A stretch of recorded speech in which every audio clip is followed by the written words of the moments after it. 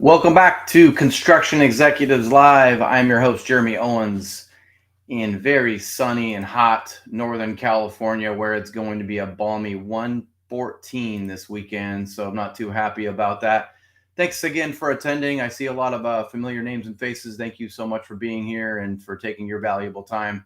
We have an important subject to talk about again today. Um, a couple updates. If you can check out usconstructionzone.com, I wanted you guys to take a look at our newly created shop where we have construction related goods and services. Um, Take a look. I'm open to your feedback. I think there may be a few of you who sell goods and services in the construction industry, and I wanted to let you know that we're open to adding your products or services to our site as well. So please take a look at that when you get a chance. Also, a couple other things. If you want to learn a little bit more about me, I was just on the Builder Nuggets podcast. Go to buildernuggets.com. Dwayne Johns interviewed me the other day, and it is now live and on their website. Really cool conversation, and it talks a little bit about my history in the construction industry. And today we are sponsored again by the great team at build12.com.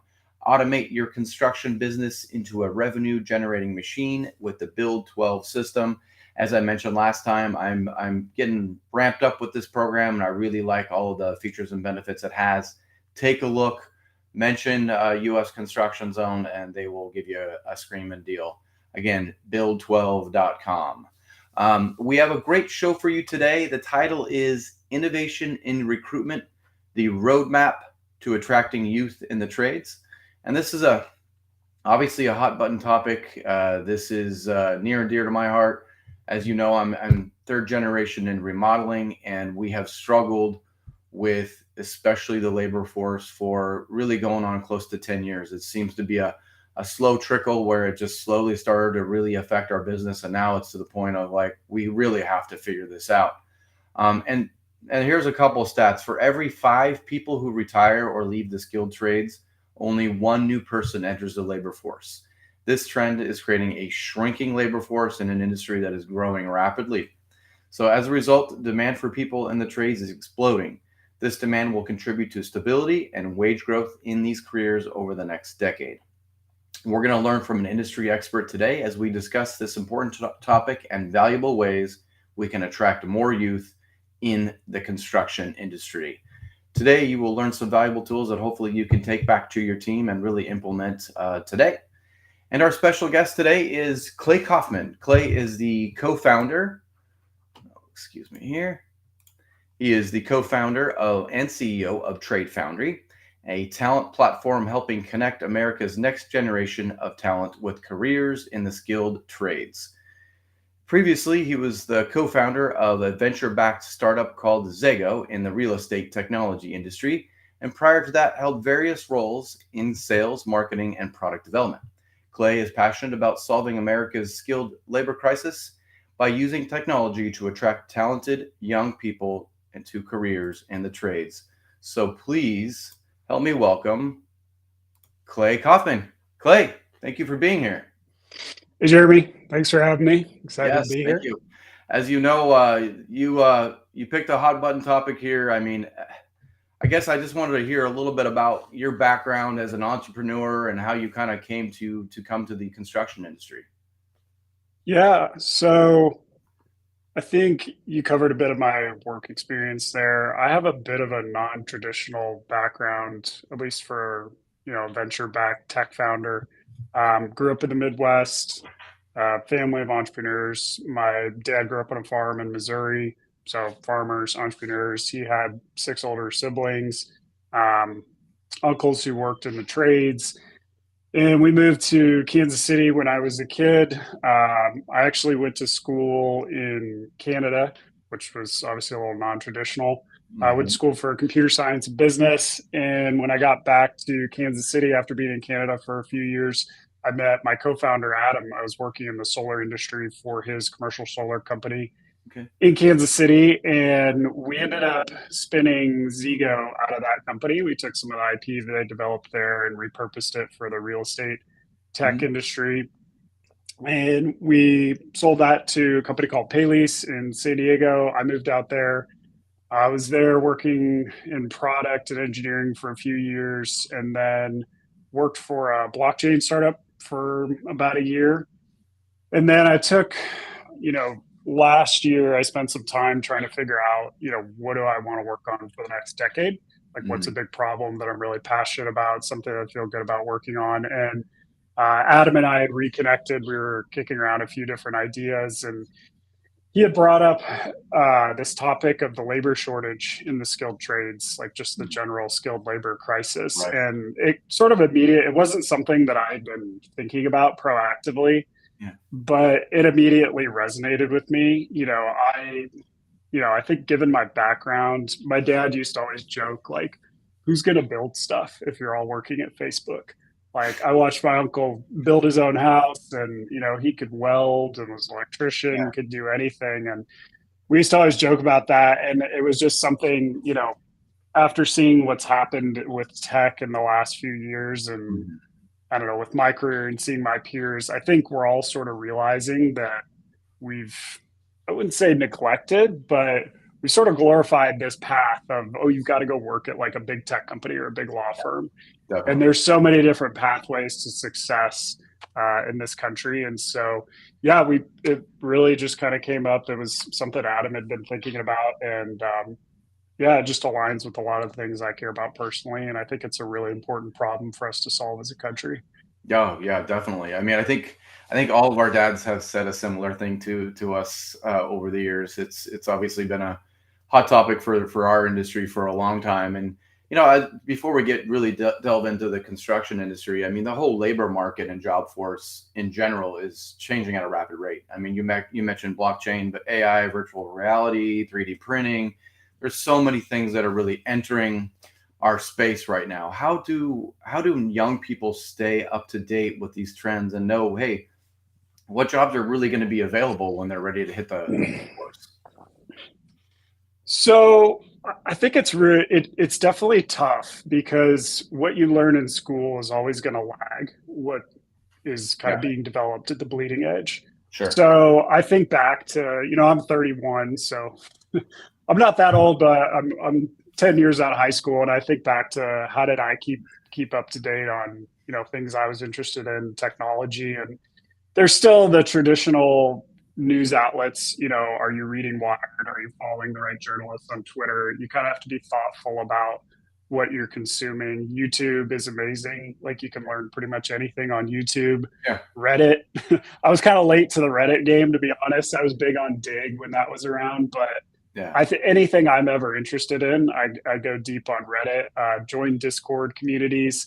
I have two younger brothers. One of them, he just graduated from college, and we've kind of talked about this. And I don't think much has changed in the last like 5 years in terms of the tools that you can use to stay up to date on stuff. It's still Mhm. Twitter. It's still YouTube. I think maybe what's changed is a lot of those same um, content producers are on TikTok now, and it is really high quality content. So I think the best way to do it is just be really thoughtful about the content you're consuming, and try different things, explore different subreddits. And when you do find something, especially if it's software, contribute to open source, get really involved in the community. People are generally pretty friendly and helpful. Yeah, no, I mean it's like you said, you have to be proactive in kind of learning where the industry's going, right? You can't just do what we used to do, which is go to high school, go to college, and then everything will be kind of fall in your lap or you'll figure it out in college. You really have to be proactive. And I think this as parents do, parents have to be proactive in helping their kids figure out that career path, right? It's not always just, hey, just go to college. And I know with all these technology advancements, how should we as a society change the way we view college and higher education?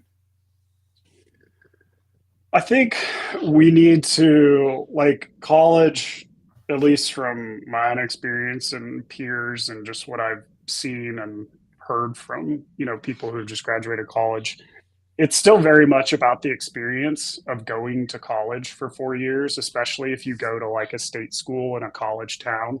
It's Mhm. not as much about the skills you're learning, which, there's pros and cons. I think it's a really important, like, formative time in your life, and meet a Sure. lot of friends, you build networks, and critical thinking and all the arguments for like liberal arts degrees. But Right. I think as a society, we have to think about what is the purpose of college. Like, it's to teach skills that can make you effective in the workforce.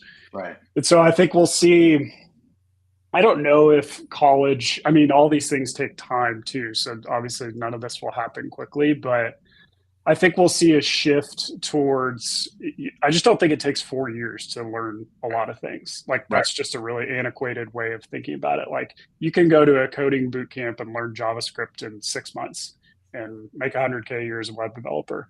Right. It's just there's very few things that take 4 years to learn anymore. So I think you'll see more acceptance of taking these sort of non-traditional path today of like, I'm just going to go do a coding boot camp right out of school, or I'm going to go do an apprenticeship instead of Right. going to college. So Right. Yeah. Was it different in Canada? I'm just curious. Like, was there more emphasis on trade schools and wood shop and things like that in high school? I mean, that kind of went away for me as a kid. It was like we were the last generation to even have a wood shop class, but that pretty much went away right after I graduated. I didn't go to high school there. Okay. Obviously, a lot of my friends did. I will say it's definitely more, and I lived in Denmark in college for 6 months and have a lot of friends who grew up in Germany or in the Netherlands. And I think Canada is closer to Europe in that it's more acceptable to just go into the trades. Like, I have friends from Vancouver where I went to school who just Hmm. own like a plumbing company or went into Yeah. HVAC or did electrical, went up on the rigs in Alberta and worked for a few years, and that's totally normal. Like, I think from a societal perspective, those friends just hung out with like my friends who went to college. And so I think, I don't know if from a structural or educational perspective they put a more of an emphasis on it, but from a social and cultural perspective, it's definitely more acceptable to right out of high school just go straight into the trades. Like, that's a very common path. Yeah, and it brings up something that I was going to bring up later, but what happened with our society in terms of skilled trades? Was it the push to college that made skilled trades appear like it was lesser than? I guess just talk a little bit about the cultural, structural, societal issues that really kind of led to our labor issues. I mean, if you go, there's a really good book, and this is another reason I'm really passionate about this. Is like, I'm really interested in like the student debt crisis and just this whole Yeah. industrial education complex we have. There's a Hmm. really good book called The Debt Trap by I think he's a Washington Post reporter, Ben Mitchell, that I read last summer before we actually started this company. And he talks about how a lot of this came out post-war GI Bill. Everybody went to college, it was free, and it sort of became like a pathway into a better life. Sure. And I think we haven't really adapted to how jobs have changed. Like I said earlier, you can learn how to be a software engineer in 6 months, and nothing has really changed. Um, I think that a lot of it actually happened recently, like from a structural perspective, with like No Child Left Behind. So much of compensation, or not compensation, but funding for schools and school districts is tied to academic testing. It varies, depending where you are, but I still hear from guidance counselors that, they agree with a lot of the things that we say, in environments like this, like too many kids are going to college, but their funding is tied to how many kids can I get into college, or how do they do on these standardized tests, which Right. are very academic. So I think that's part of it. There's also the social aspect. I mean, I think back to when I was in high school, nobody wanted to go to their graduation party and be like, "Yeah, I'm gonna be a plumber." Maybe that was just the community I lived in, but I don't Sure. think that's the case. I have seen there's schools that are doing like signing days for kids going to the trades, which I think is awesome. But I Yes. still think that there's a bit of a stigma around. I'm not going to go to college. I'm just going to go do an apprenticeship and get into the workforce, which me now at 31, like, that's exactly what I would be telling 18-year-old me to do. Like, I think that is, if you Yeah. want to be, own your own business and make $1 million, like, I think that is the absolute best path to do in this day and age. Yeah. How does that stigma go away? Because I think the same way. I went and got my degree. It was just a piece of paper. I ended up just going into the family business, into the trades, and I kind of always think back. I go, what? I did it because it was a society pressure almost. It was like, and maybe even like I didn't want to appear not motivated. So it was kind of a pressure that I didn't even realize at the time. That's why I did it. I could have definitely started my career 4 years younger and been as happy and in the same exact spot in the same exact chair right now. I mean, these things take time. Like, I'm sure everybody here knows about Mike Rowe and what he's trying to do.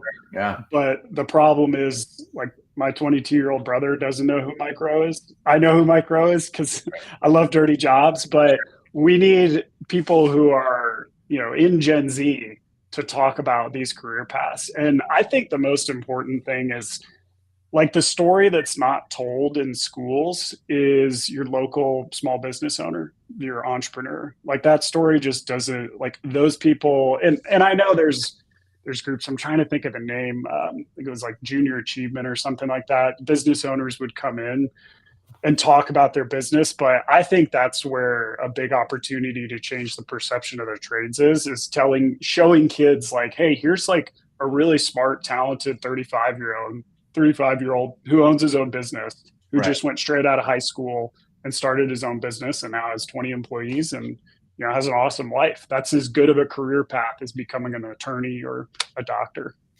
Right. And I think, the one of the missing pieces that I see in high school, because I have two high school age kids now, is that they didn't get that discussion in high school. The only discussion you get in high school is college.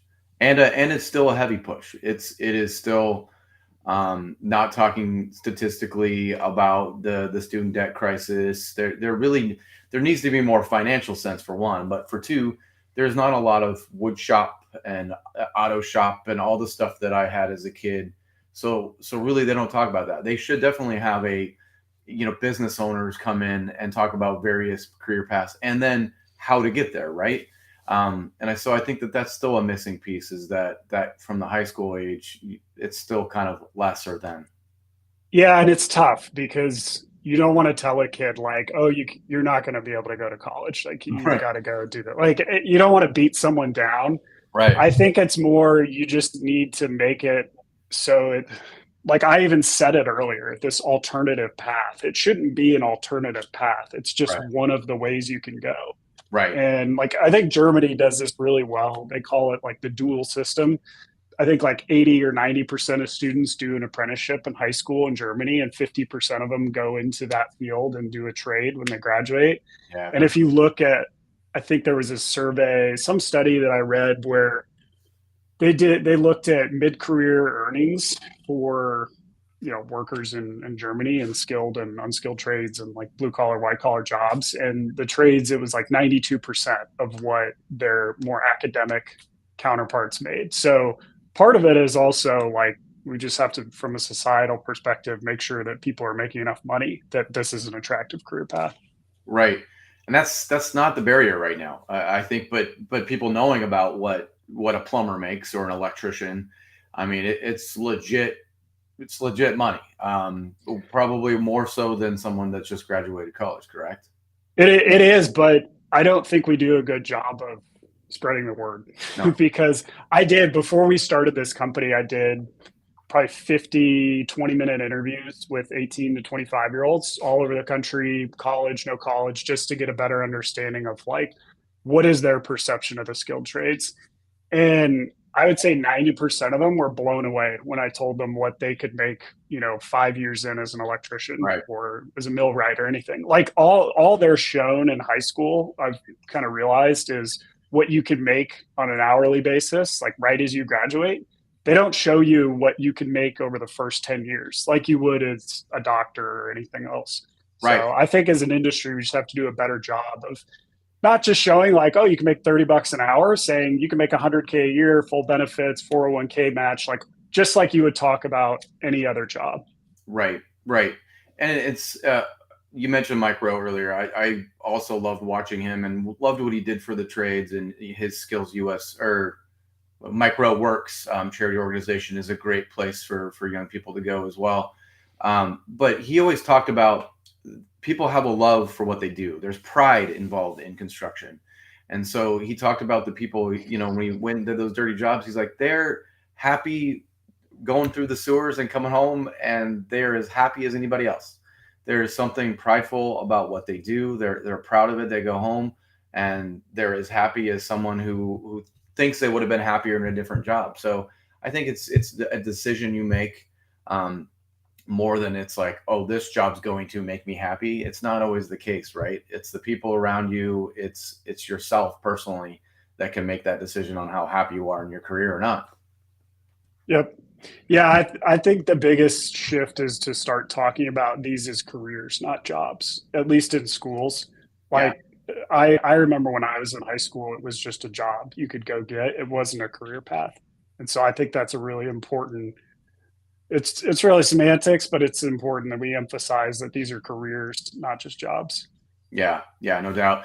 How is the construction industry different than other industries in terms of the reliance on people? Because a lot of people talk, about, how quickly technology is coming out, especially AI, Chat GPT, all this stuff's kind of coming at us, and people keep saying, well, that's going to replace a bunch of jobs, but in construction, that's really not the case, right? No, which I think is great. There was, I don't know if you saw, there was a billboard in Belgium a couple weeks ago, and it was like on the side of this building that was under construction and said, "Hey, Chat GPT, finish this building." I had like 10 people send me that. I was like, this is amazing. Like, this is so true. I think that when you look at software companies 10 years ago, super capital intensive. You had Yeah, hosting engineers. Today, like we use AI in our, I use AI for everything in my business, for yeah, generating marketing assets, our website, sure, writing code. That you can't do that in the physical world. And I right, don't think we will be able to for a very long time. So I right, think it's great because it insulates, it's going to make these career paths even more attractive. right. Because I think a lot of the jobs have been created in the last 20 years in tech will get, I don't know, eroded away by what AI can do or replaced. Right, or just completely change. I mean, the only thing I see from the construction industry in terms of like replacing a person is, you're automating more, right? So you're just taking somebody from the field and you're making a little bit more offsite, which I think is, there's no difference in people. You're still going to need people to do that, but I think that's one way we're trying to tackle the labor shortage is like we need to get more efficient somehow. So have you seen that stat about, the numbers of people entering the workforce improve, or is it still pretty holding steady? I know we're entering a time when baby boomers and those older folks like my dad's age are going to start retiring. So, is that getting worse or getting better? Um, I mean, I think some of the economic data can be misleading at times, or Yeah, if you watch Bloomberg, like it sounds like the economic data is getting better, at least related to employment. You talk to small business owners and they don't agree with that. I would say, in the microcosm of what we do, I've noticed that, the thing that's missing is we're not getting as many really talented kids who are going to college now that really should be going into the trades just because they were sort of shoved into that path. right, So it's pretty easy to find like general labor, unskilled labor, but it's getting really, really hard. I'm sure everyone knows this, to find the really skilled, like really highly technical, skilled people.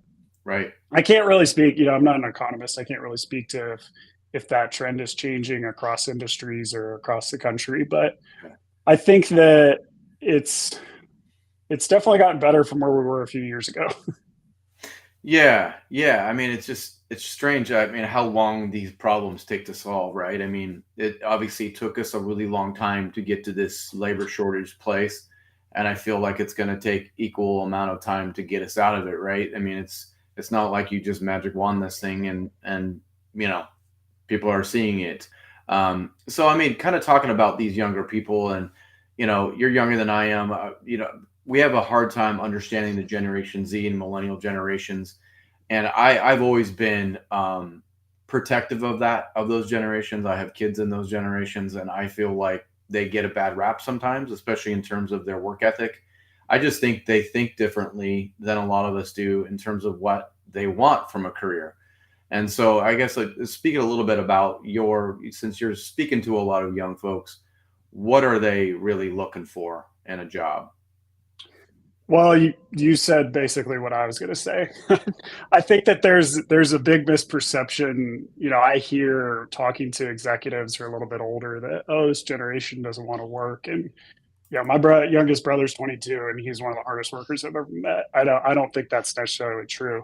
Right. I think that's what has changed is what you touched on earlier. This generation is more interested in getting meaning from what they're doing, Hmm. and I don't really know what the root cause of that is. Maybe it's just they're more aware of the impacts of, what industries are doing, because they have access to the internet their whole life. They're just more aware of what's going on and the implications at a macro scale for like what their company might be doing if they go Sure. work at like an Exxon or something. Right. So I think I've just noticed talking to a lot of Gen Z kids that they're more thoughtful. They're really interested in a career. They want to get meaning from their work, and they really care about like the values of the company. I Hmm. think 40, 50 years ago, people were much more willing to just go work at a company and cash a check. I Right. think now there's definitely more interest. Like they want to be able to go to your website and see, do you care about your people? Like, what is the mission of the company? What do you guys care about as an organization? They want to see like who's the leadership team.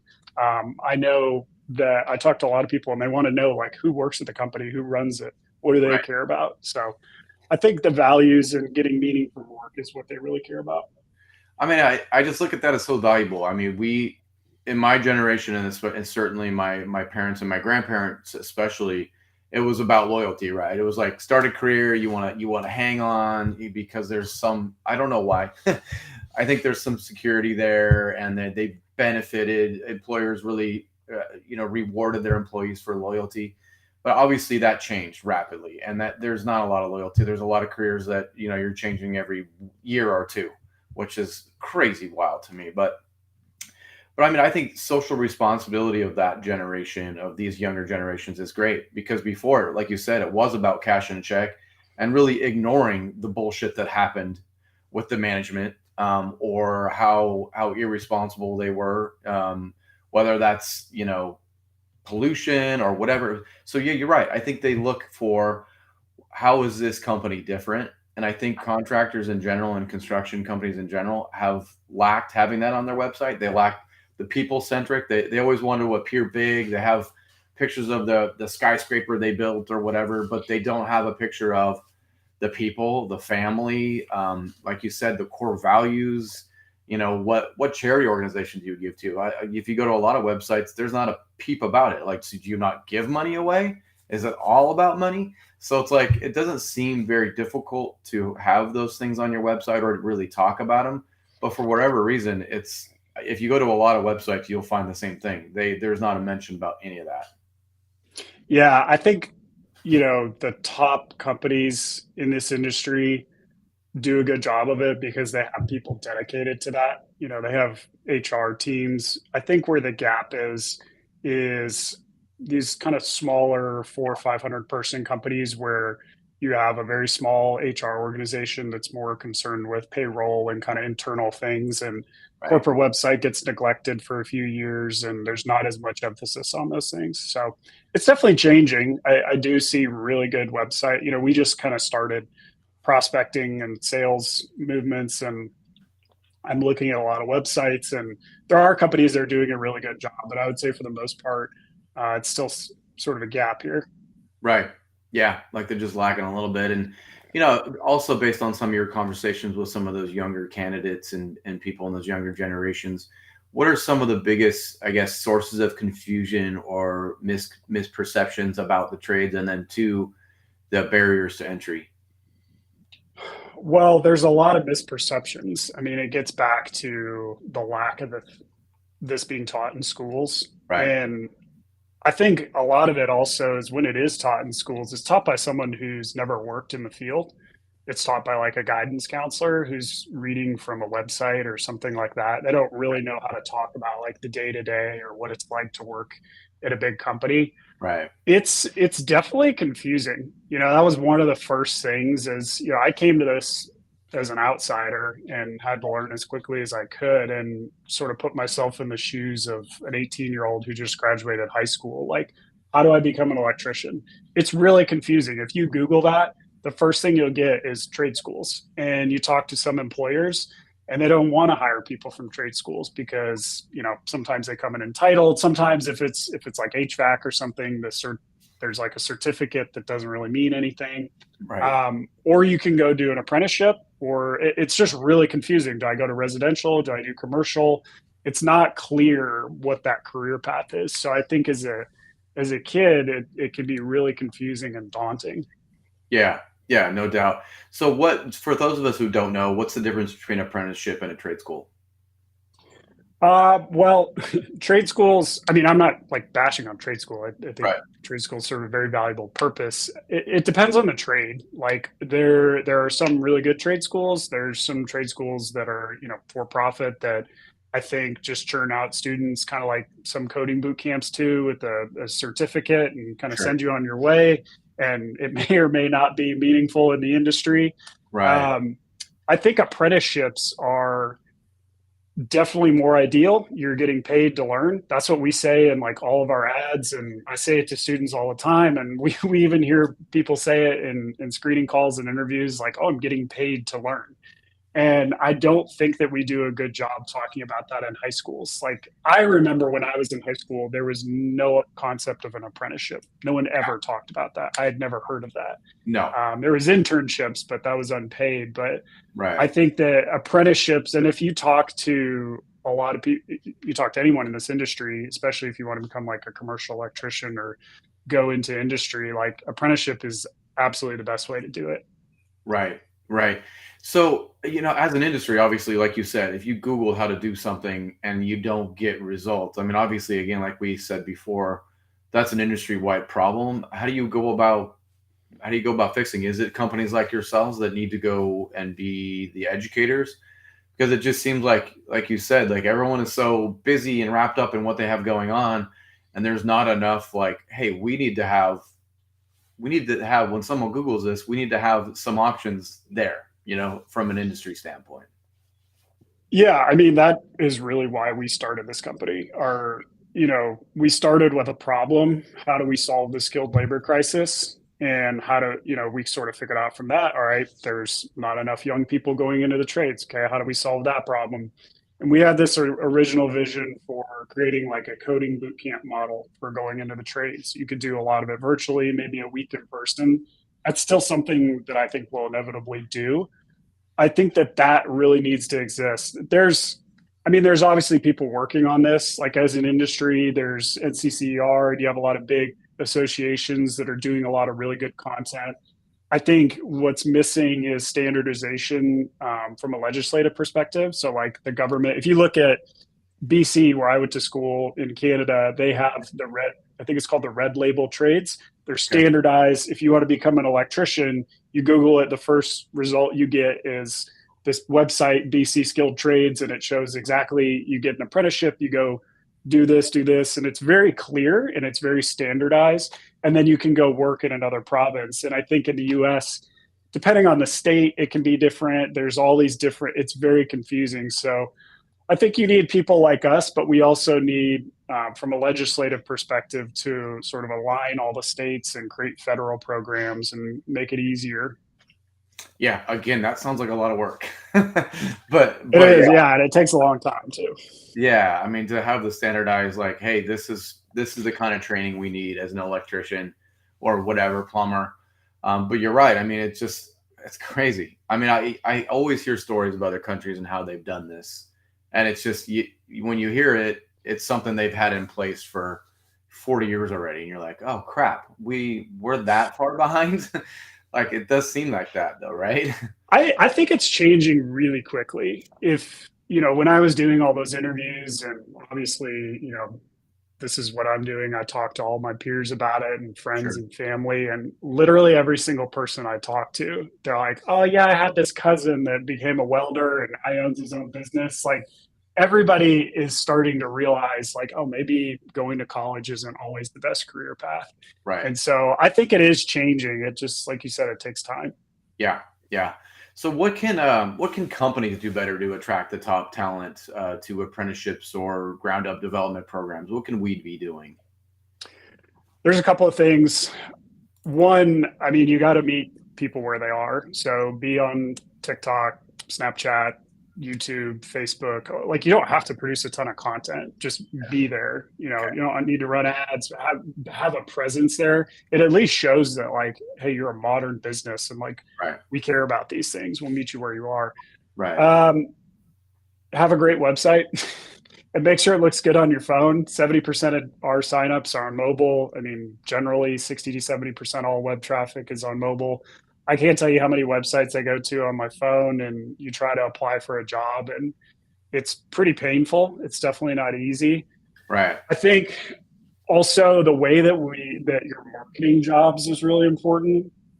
Like I said earlier, don't talk about it like a job. We work with customers to sort of rebrand their entry level jobs as apprenticeships, and you don't have to do a lot. Like that doesn't require building your own university and having this huge internal Right. training infrastructure. Just have like a certificate you get after the first year and like a graduation ceremony, so that I, as a candidate, as an employee, feel like I'm developing and I have something to show for that. Right. And you're just going to get way more applicants if you market it as an apprenticeship versus just like technician one or field service tech.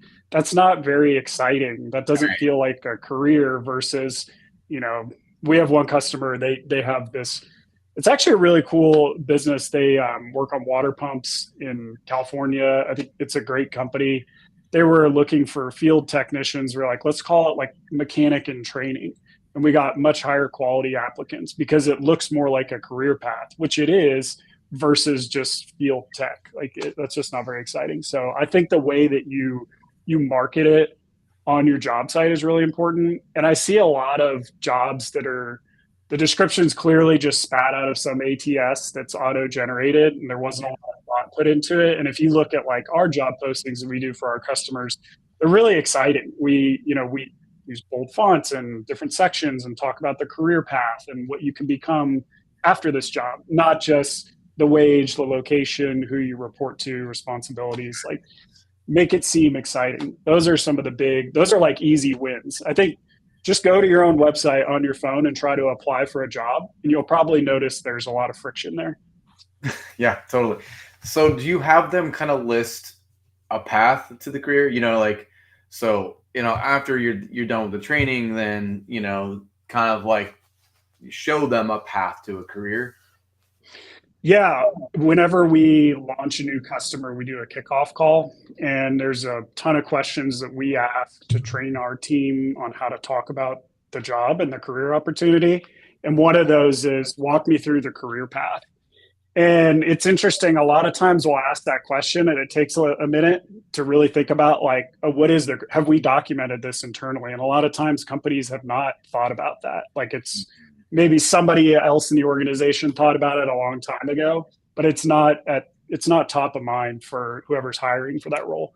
So we always talk about that. And I think one of the things I've noticed is if you look at, so we have a big customer that we kind of launched this business with, Faith Technologies. If you look at their leadership team, I think the CEO and most of the leadership team started as apprentices. Like they've been there 30, 40 years. Cool. People don't talk, like that's not talked about enough. Right. And when you talk to like the hiring manager or the recruiter, a lot of times they'll be like, yeah, you can become an electrician one or whatever. And when you talk to the executives, they're like, well, I mean, you can come in, you could be a project manager, you could go into sales, you could go into management. You don't have to stay in the field for your whole career. Right. So that's one thing that we really like to talk about is you're getting a job at this great company. There's a lot of different career paths and you could get into leadership, you could get into management. There's a lot of different things you can do. Yeah, I think that's where another failure of our industry too is once someone gets in a role, we don't we don't talk to them about advancement, right? If they get really good at that job as a project manager, and you're like, I don't even want to talk to them about the next role because they're too damn good at it, and I don't want to replace them. But like that needs to be part of our strategy as an industry. Is like we need to show people a path to, what do you like doing? Do you like to be in the field, or do you like to be in the office? That kind of thing, and then show them a way to make it, more rewarding. I mean, it's a problem for tech companies too. You've got to. I think the tech industry has been quicker to shift just because it's so hard to retain really good engineers and really talented product people, Yeah. or really any role at like a really fast growing venture backed startup. So you check ins once a month, like, how do you feel about your career? And I think that is something that construction companies need to do as well. Like, you should check in with your direct reports once a month or once a quarter. Like, how you doing as a person? Like, do you feel good about where you're headed from a career perspective? Is there any training you want to do, professional development, stuff like that? Yeah, totally, totally. So how was that whole recruitment industry change? Like, you know, I don't know a ton about it, but like obviously this what you have created with Trade Foundry is got to be where recruitment and where you're finding young talent is heading, right? I think the important thing that we're doing that we have to do in it as an industry is look outside the traditional talent pools. Like, we generate, when we bring on a new customer, we use AI to generate a bunch of different marketing assets and run ads on Facebook, TikTok, Google, to try to find candidates that aren't already looking for a job. Maybe they're driving DoorDash or Uber right now, and we're going to find, they see an Instagram ad and sends them down this path into a career in the trades. So Right. I think you have to do things beyond just posting a job on Indeed, because that talent pool kind of is what it is. And I mean, those are still the best way to find people, but we have to, as an industry, kind of branch out and try to pull new talent into the talent pool. Yeah, and you're right. And we talked about Mike Rowe being a champion for maybe our generations and maybe even generations beyond ours. But if we don't have that young champion, that face, right? Like they always say, like you need to be able to picture yourself in that career. And whether that is a diversity situation or a woman or like just someone younger, if you don't actually see somebody doing it, what are the chances? You're going to be like, I don't know anybody that's in the trades. I don't know. Mike's great, but again, like, most people my age don't know who Mike is. So we need the Rock, or I don't know. I mean, I'm not that with it, but Someone on we TikTok. need some younger celebrities to get involved, Yeah, influencers. no, totally, totally. What I just want to talk a little bit more about Trade Foundry. When did you start it? And you kind of talked about the problem it's solving, but kind of rehash that. So when did you start it, and what exact problem are you really looking to solve? Yeah, we started working on the problem last fall. So started talking to people who own construction companies, people in the industry, investors, operators. Did a bunch of interviews with young people to really understand the industry, talked to some high school counselors. That was all last fall. And that was when we kind of validated that, like, there really is a need here for something like a LinkedIn for the trades or a coding boot camp. Like, we need a new way to draw in new talent. Yeah, So we started this company in November of last year, and we launched. We've been running a pilot. We started running a pilot with Faith in February, and we've been working with them for about 6 months now, marketing their apprenticeships, apprentice electrician roles. We just brought on a few new customers in the last month. Our first sales guy started about a week ago. cool. So we're really just starting to ramp up. I feel like we have a good product now, and we've kind of found our product market fit. And so we're starting to scale out to other customers now. Cool, right on. So how does it work? I mean, we talked about, maybe you're on Instagram doing an ad or something and you find a young candidate, they go down the rabbit hole, they end up on your website. What does it look like for them? How do they, join, I guess? Yeah. So we have a really dynamic onboarding experience. It's different based on whether it's a job that requires experience, whether it's an apprenticeship. Like, the whole onboarding experience is very different. I'll walk you through, our wheelhouse is an apprenticeship program. We can go out and market that. We have existing marketing content and ad campaigns we can run that say, like, hey, are you looking for a new career? Do you want to get paid to learn? Do you want to become an electrician, learn a trade? Right. So when we onboard a new customer, we'll build out ad content for them. We'll start running campaigns in their area. We'll manage job postings on Indeed, ZipRecruiter as well, do proactive headhunting for resumes that are there. When a candidate clicks an ad, they get a link from us. They'll fill out a form, they get a link, a text, and an email. We found text works way better than email. Almost Yeah. no one does email. Text is by far the best way to do it. So they click that link, they create their profile, they can do it all on their phone. We ask them to record a couple of videos just to kind of learn more about their character. Like, what makes you a great hard worker? Why are you interested in a career in the trades? Stuff like that. We have them take a mechanical aptitude test, which it's not really an IQ test. Like, I've taken it and we've had people take it who maybe you wouldn't have thought they did really well, but they've been working in the trades for like 10 years and they crushed it, because it tests like how well do you understand how tools work and how Right. basics construction physics work. So Yeah. that's their profile. We can kind of customize that whole process. Like, if there's requirements, do you need a journeyman's license or something like that? Right. Once we have their profile, we have a team that does a screening call, verifies all that data, talks to them, makes sure they understand what they're getting into. And then if we really like them, we'll send them to our customer for a final interview. We found that middle step is really important. Like, I don't know what's going on in a lot of high schools, but a lot of kids aren't prepared for an interview. And so we do a lot of coaching to talk to them about, like, hey, are you really willing to get up at 5:30 and get to a job site at 6? Yeah. Are you willing to work hard? Like, do you really want to pursue this as a career, not just find another job? And so that's helped a lot with our customers and improving their retention. Yeah, no doubt. So how does it work from an employer standpoint? Yeah, how do they get involved? So we have an employer login, so you can log in, you can view profiles, watch videos like their assessment scores, ask questions, make comments. We haven't set it up in a way today where you can just post a job. I don't think we really want to be a competitor with existing job sites. We use those. We're kind of in the middle right now. Yeah. But yeah, I would think of us as there's two customers that work really well with our business. There's a big company that wants to have a more data-driven, programmatic approach to these entry-level roles, like what we're doing with Faith. We're able to provide them with all this data on, like, what does that ideal candidate really look like? We can screen those and just deliver them higher quality candidates. And then we also have customers where it's a smaller business that just doesn't have the bandwidth and can't afford a traditional recruiter. Like, we're so much more affordable because of our approach than a traditional recruiter. We can help sort of be an outsourced recruiting function. So we can own all that job site management, run ad campaigns for you, stuff that like a smaller construction company, just that's not your wheelhouse. And we can do all that.